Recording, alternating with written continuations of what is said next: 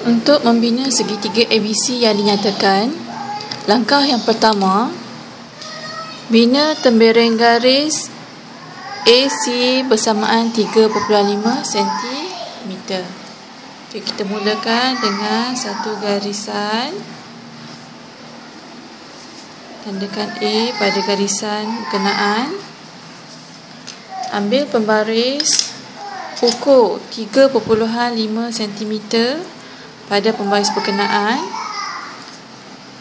Dengan letakkan jarum pada A, buat satu lengkuk, memotong garisan tersebut dan labelkan dengan huruf C. So kita akan dapat AC 3.5 cm. Langkah seterusnya, kita akan bina AB bersamaan 2 cm. Iaitu langkah yang kedua, buka jangka lukis dan ukur 2 cm pada pembaris.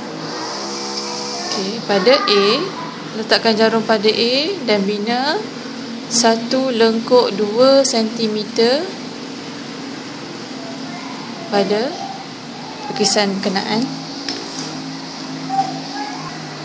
Langkah yang ketiga, kita akan bina BC bersamaan 3 cm. Ukur 3 cm pada pembaris.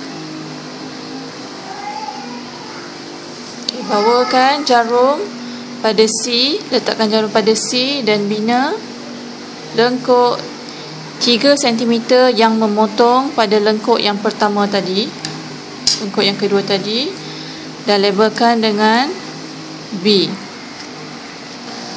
Langkah yang terakhir, cantumkan titik-titik A, B dan juga BC untuk mendapatkan kesudahan segitiga ABC di mana AB bersamaan 2 cm, BC bersamaan 3 cm dan AC bersamaan 3.5 cm.